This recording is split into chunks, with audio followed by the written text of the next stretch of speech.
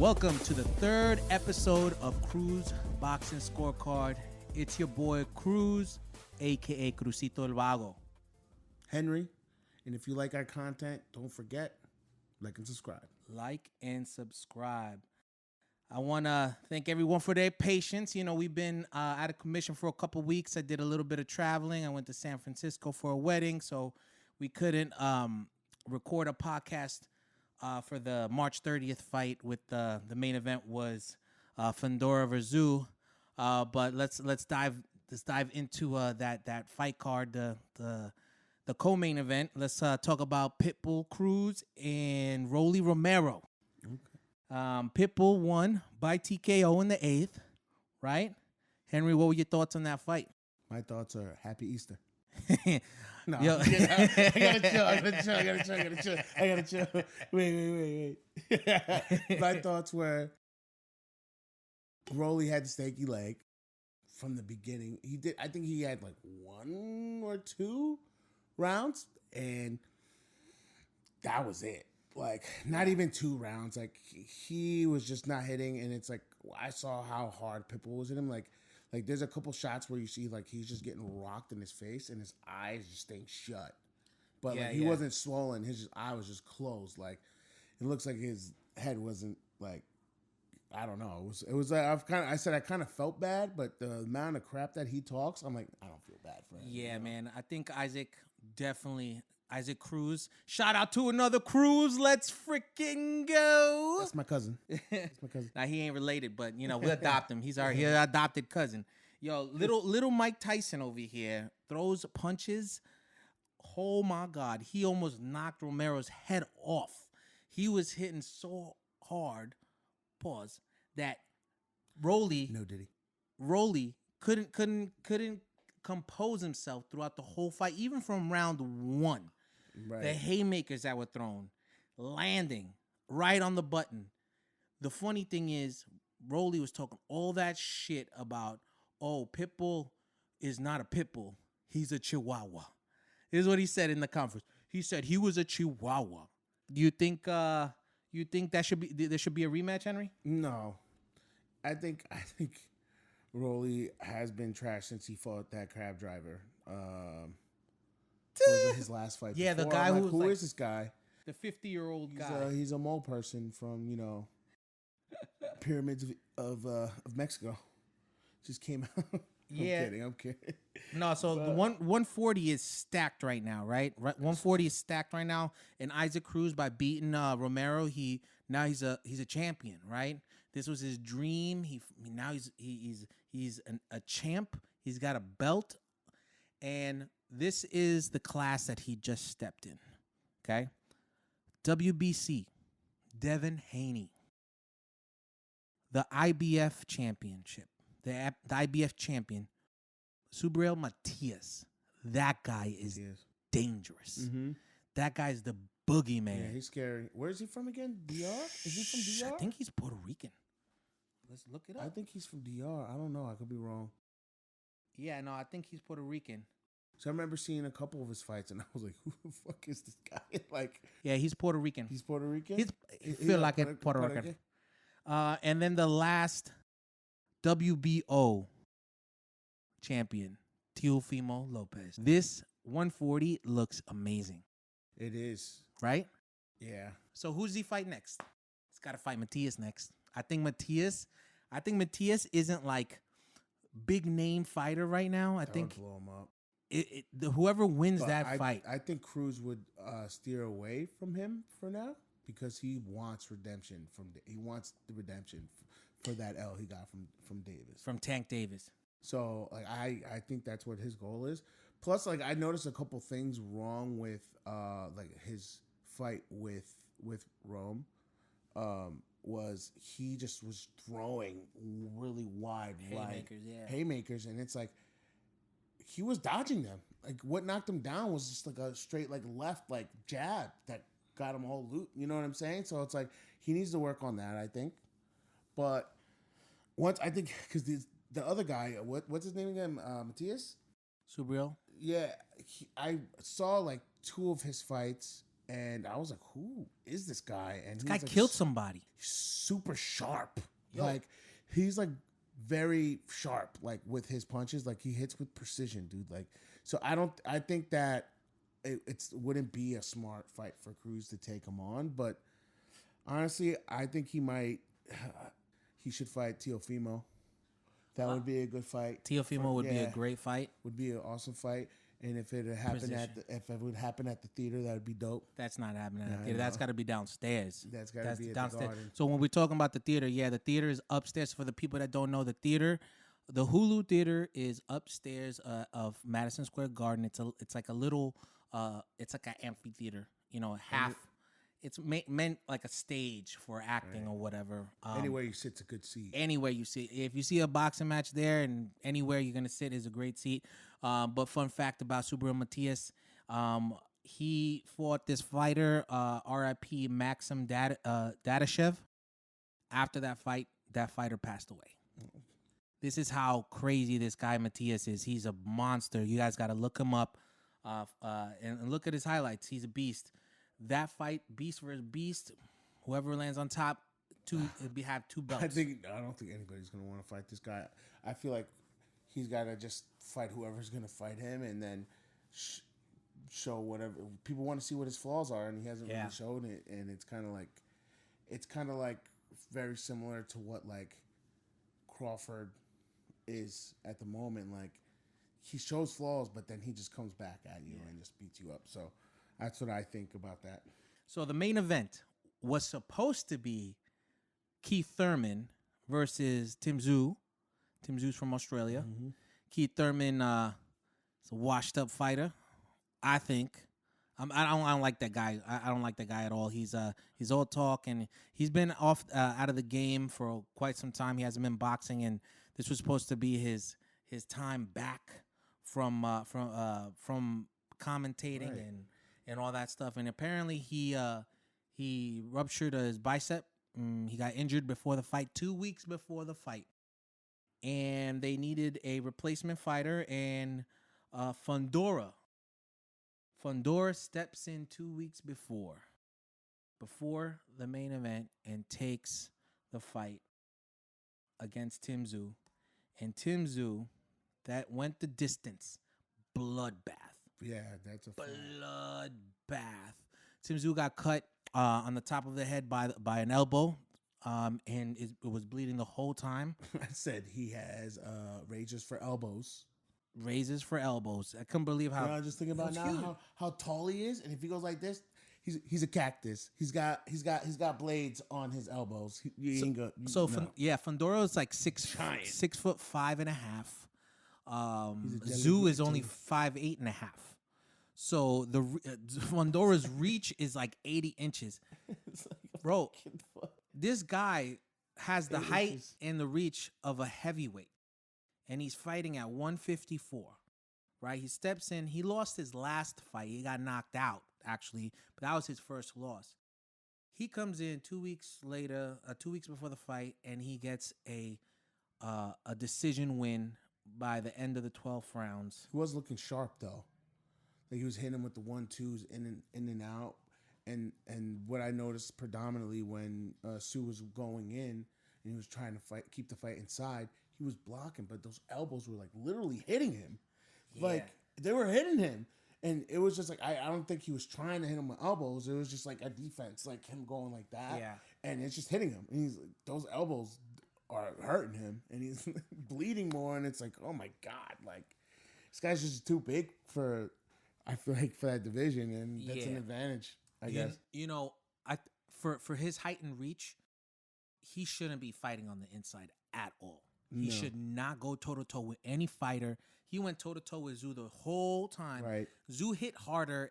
He hit more precise. But Fundora pulled it out. He came through and he won the points. So now, who does he fight now? There's a whole bunch of people lined up wanting to fight Fundora. And the one person that came up to the ring after the fight was Errol Spence, or I say his boxing career spent. Oh, I said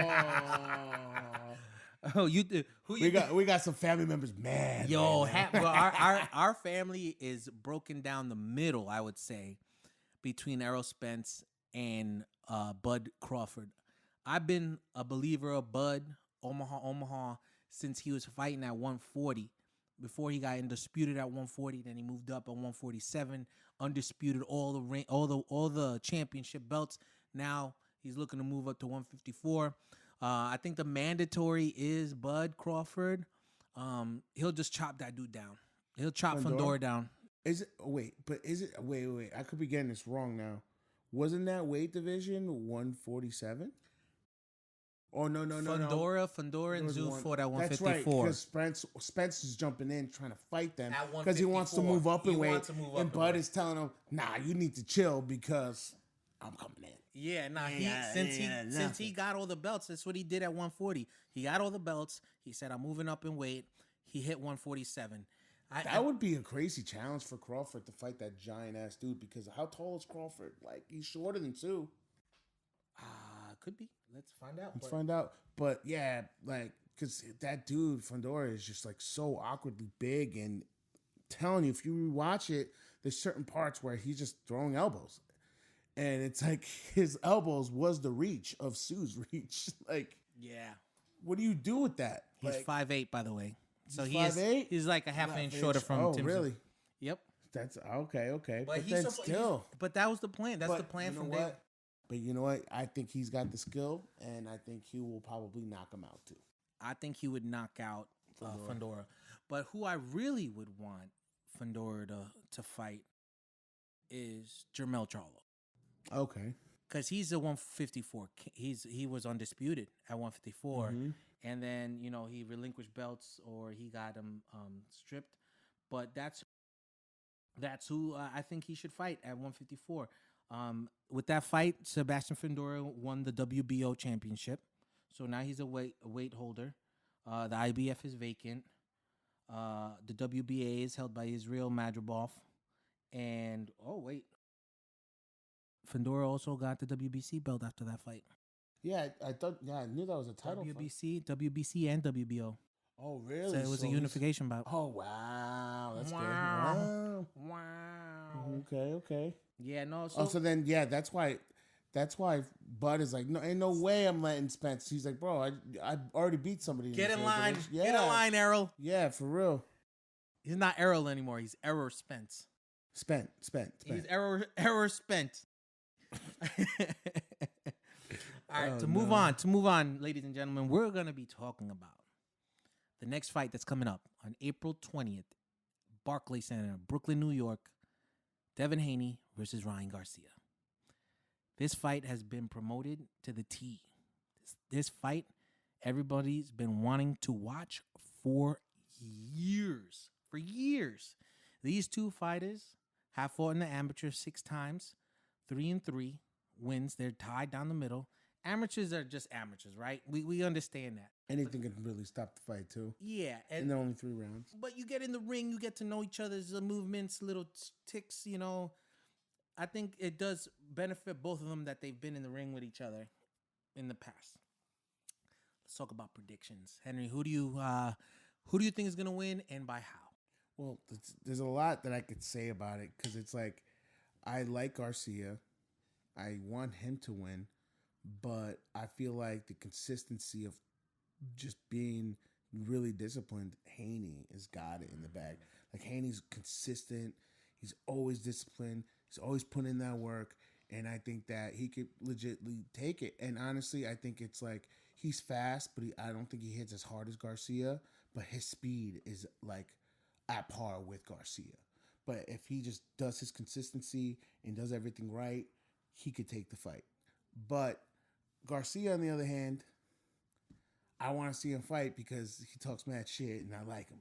Yeah. But even though he's a little crazy right now. So are you undecided? I'm really undecided. He's undecided. We'll ask him again before the fight happens. Maybe he'll change his mind. But yeah, no, I think I'm it's 50-50. I think a lot of people think it's 50-50. It's gonna be a close fight, and my prediction, Ryan Garcia is gonna win. And he's gonna win by KO. He's going to knock out Devin Haney. TKO or KO? No, KO. Oh, okay. Not technical. It could be. Tell him to go to sleep. Yo, bro. Count some sheep. All right.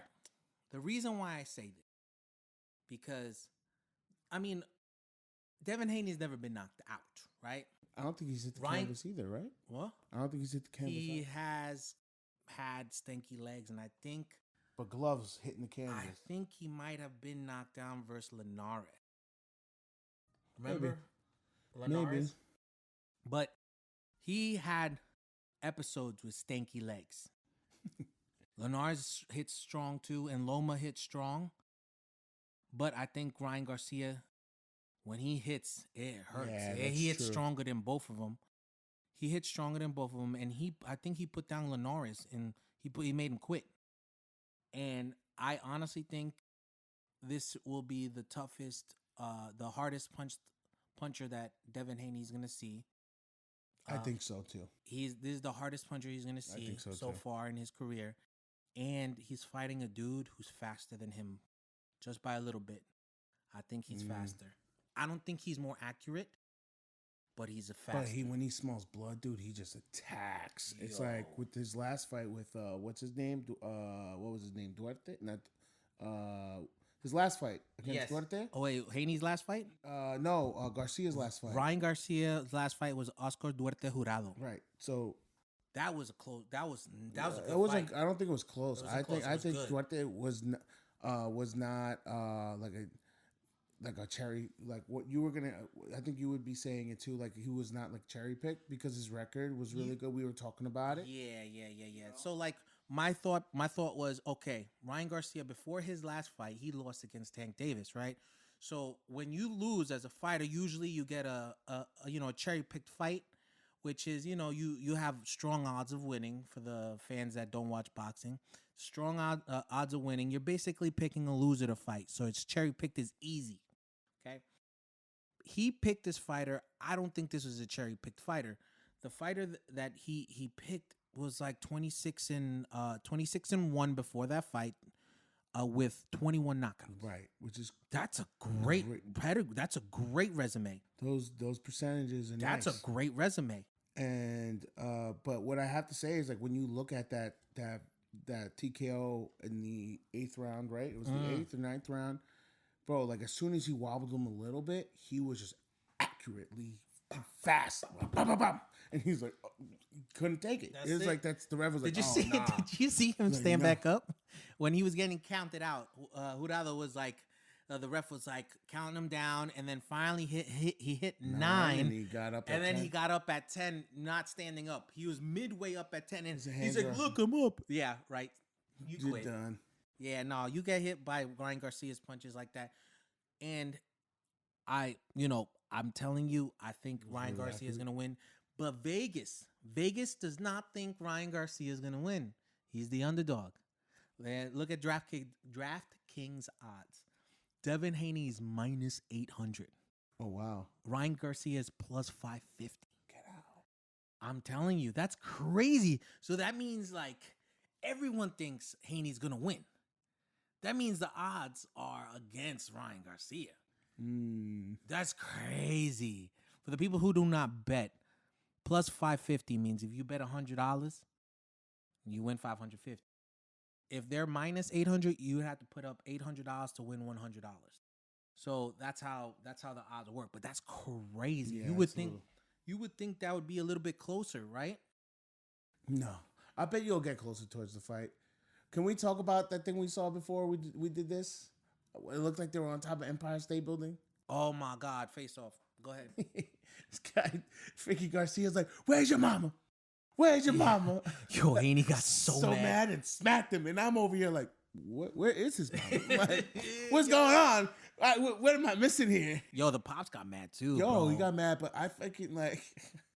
But either way, we all know that freaking Garcia's losing it right now. Like, what's he posting? Yo, somebody get this guy new meds, please. Get him new meds. Man. Like, he said, I don't think it's meds. I think it's all just like, let me fuck a ploy. You think? Yeah, it's all a ploy. He's like, fuck it, everybody don't got my back. I'm gonna go crazy. It's like, oh, it's like, I don't know. Like even his own managers don't show up. You know what I'm saying? He's like, fuck everybody. Like I don't know, bro. What else to really say about it? Like he said the cure to and cancer if you was watch black the video, coffee you on see Twitter. the doctor's like going all crazy. Like oh man, I was like, I what's honestly, going on, bro?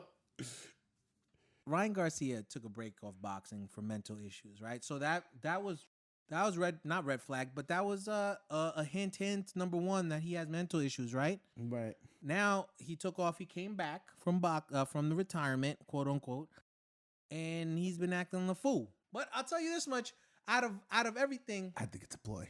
I think it's probably a ploy. I hope it's a ploy because I hope it's a ploy. I think it's a ploy, dude. Like I hope it's a ploy. He's playing a game where like he said he identified it as a woman and that he's suing Haney. Like he's pressing charges. Bro. Like think about it. Like he's not serious. There's no way. Like they're like, it's like because if I know like if the dude is just fucking around like and he knows how everything is nowadays, it's like bro like you see memes all the time. It's like dudes in Titanic holding babies and it's like. I identify as a woman. Yeah, like, come on. I'm with child. I'm with child. So I think he's just like, fuck it, let me fuck around. Like, I don't think it's serious at all. I hope think it's not serious. Because remember, he's young. It's not like, I don't know, dude. Yeah, I hope it's a ploy. You know, we story time. We actually met Ryan Garcia. Yes. We met him a few years back. It was in the middle of the street. It was out of nowhere. We were all going. I think it was the Amanda Serrano fight. Was it the Amanda Serrano fight? Yeah, I believe so. It was downstairs at the Garden. Yes. It was at the Garden. It was at the Garden. And we, of course, we pregame. We meet up. We were hitting into the bar, and then we were like, "Yo, let's go." We were chilling in front of a bodega. No, but let me tell the story. Let me tell the story. The story was we left the bar. We were like, "Yo, let's go grab some shots. Let's go walk to the liquor store." We go to the liquor store. We grab some shots. Then we walk across the street to the bodega to get some chasers. While we're in front of the bodega, got the chasers. We doing a little drinky drink, and then we hear Michael Jackson music come up, right? And now we're drinking. We're you don't remember this? Yeah, I remember. Okay. I remember looking up like.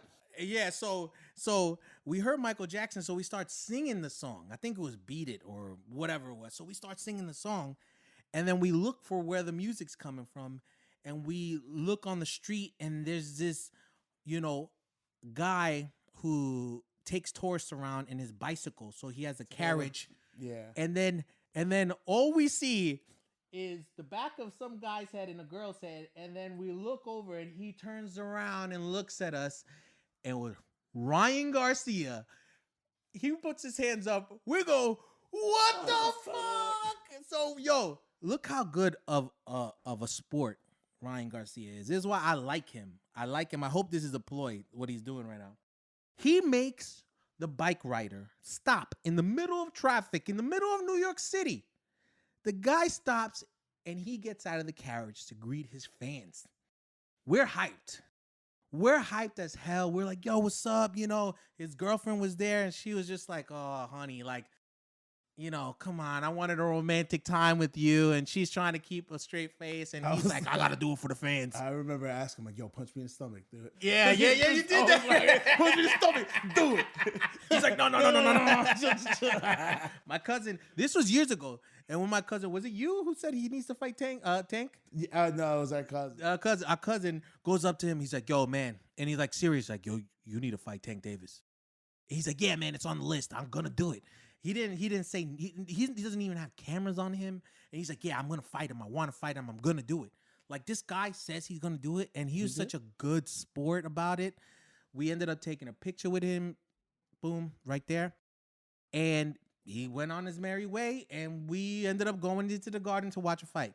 Like, that was the most surreal experience I had. Because usually we meet a fighter, they're in the stadium. They're, kissing babies, shaking hands, signing autographs. This guy was at, out of the blue in a bike carriage. or Yeah, whatever. like unlike Thurman, he was like, yeah. Oh, what a Fuck- trash, man. Oh, fuck my off. God. Literally told us to fuck off, and then he left. Yo. Like, bro, like what the hell? Different story. Sometimes Thurman. Keith Thurman, I was a big fan of Keith Thurman. And at Barclays, he wasn't on the fight card, but he was at the fight. He was at one of the fights that we were at, and we were at the 40-40 club upstairs at Barclays, and he walks on through with like one other person, right? And then everyone sees him, and he's literally like 10 feet away from us.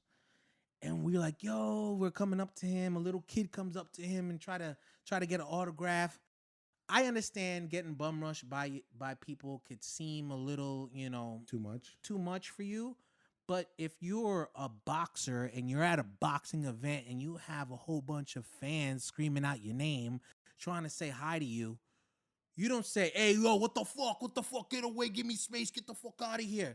Right. And the little kid is just like, right there, like what? like the little kid was just like, oh, man. Right. He was probably his hero. And Keith, Thurman, like shot his dream down. His head was full of air, and I remember when he fought the Ghost, hit him in the head, and all that air came to more out of his head, and then he lost to Pacquiao. That was a good fight. You know who I'm talking about? The Ghost? Yes, I think it's Ghost Rodriguez. He fought Mayweather also back in the day. His dad looks like one of the homie action figures. Just look up the Ghost Rodriguez boxer versus Thurman. Let's see if I can find it. Yeah, dude. Yeah, no, I can't find it. Oh, damn it. We'll just cut that part out. Rodriguez. Well, we'll edit Yeah, this. that's him. Here? Nah. No, just type in the Ghost. Henry, you need to look it up on your thing. All right, I will. Look it up. All right, I will. I You will. look it up. Yeah, but so he ends up telling us to go fuck off, basically. And the little kid is like upset, and I'm just like, I was wrong. It's Robert Guerrero. oh yeah, Guerrero, of course. Fucking Everybody beat knows him in Guerrero. Remember that? Oh my God, Robert Guerrero is a good fighter too. But he ends up My bad. he tells everybody to go fuck off. And after that day, let me tell you, I never liked him. There's boxers that know how to, greet their fans. Right. As a boxer, you have people that pay to watch you.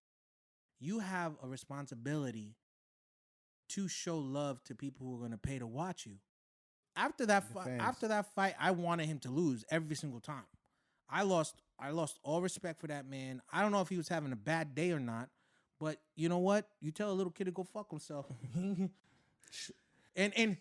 You're in an entertainment game. You can't be like that. And it's funny because he was supposed to be fighting on March 30th, right? He gets injured, right? And I see him on TikTok or on Instagram with the little sling. People, I swear I got injured. See, this is my doctor's note. See, I got injured. I couldn't fight. I swear, look, it says it right there, signed by the doctor. I'm like, shut the fuck up. I said earlier, I was like, yeah, and I can get a COVID doctor's note online. Print it out also. Fucking guy. Yeah, man. So that was story time's over. But we met Ryan Garcia. That was a really good meet and greet with that fighter. I hope he wins. He needs to come back and do damage at 140. I hope he does. So when is he gonna fight again? April 20th at Barclays Center in Brooklyn. It is a DAZN pay-per-view, so you have to have DAZN. It's a streaming service for boxing. And if you don't have DAZN, you ain't gonna watch it. You're gonna have to pay $400 to sit in the nosebleeds at Barclays Center. Yeah, those nosebleeds are steep, by the way. Crazy, man. Feel like you're gonna fall down. You have anything else you want to add, Henry? No, man. I hope you really like the show. Don't forget, like and subscribe. And thanks, guys. Peace.